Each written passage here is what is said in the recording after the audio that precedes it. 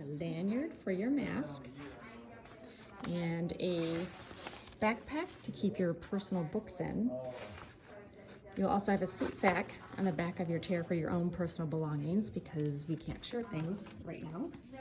And you'll have a basket of some sort underneath as well to keep all of your personal pencils and markers or anything that just belongs to you.